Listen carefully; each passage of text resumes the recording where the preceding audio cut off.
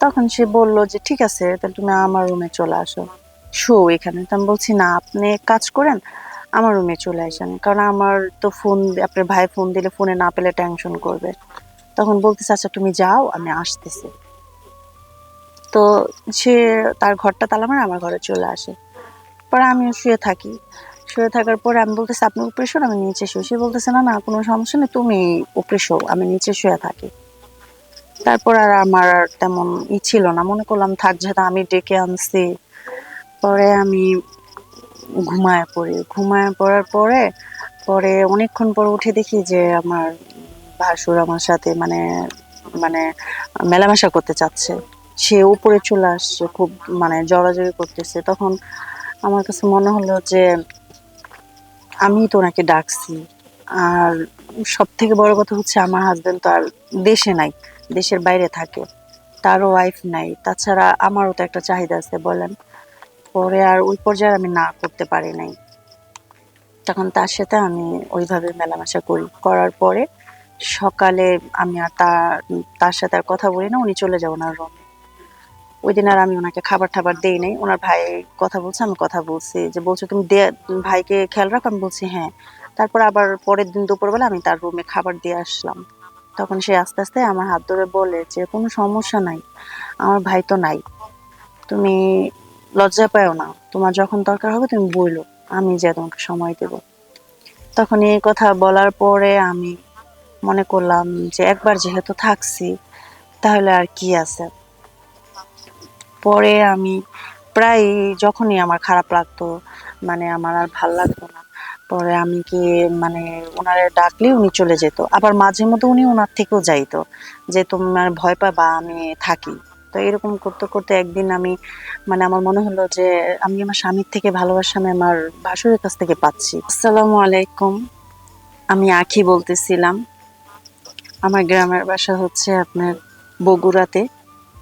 আমার বাবা মায়ের খুবই আদরের মেয়ে ছিলাম আমি। বাবা মা খুব আদর করে আমাকে আঁখি বলে ডাকতো।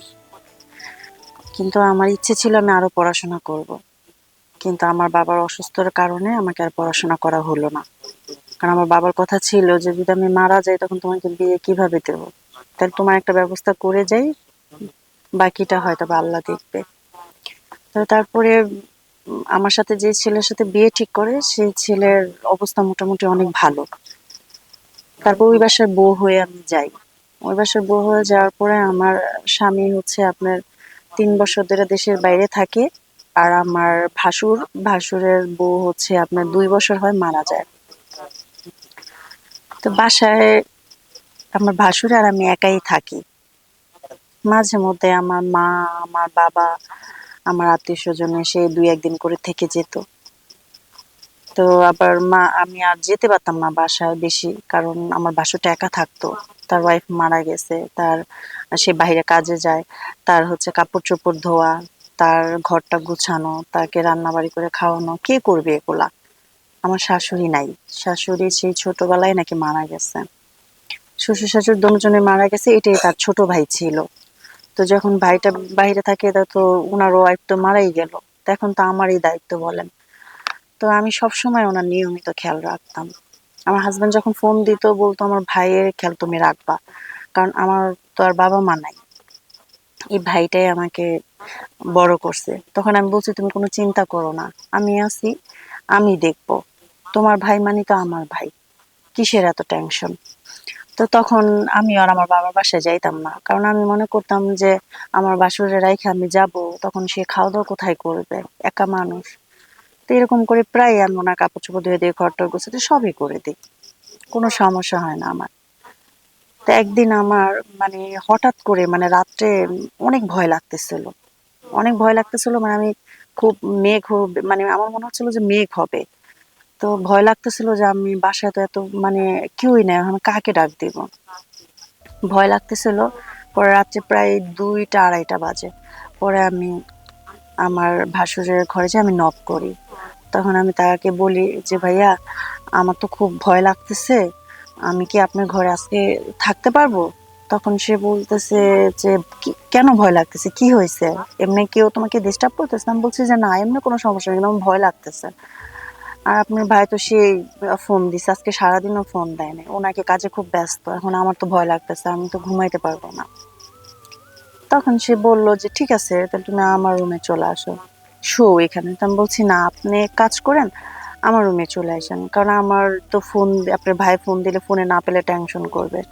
তখন বলতেছে আচ্ছা তুমি যাও, আমি আসতেছি। তো সে তার ঘরটা তালা মারে আমার ঘরে চলে আসে। পরে আমিও শুয়ে থাকি। শুয়ে থাকার পরে আমি বলতেছি আপনি উপরে শোন, আমি নিচে শুই। সে বলতেছে না না, কোনো সমস্যা নেই, তুমি উপরে শো, আমি নিচে শুয়ে থাকি। তারপর আর আমার আর তেমন ছিল না, মনে করলাম থাক, যেহেতু আমি ডেকে আনছি।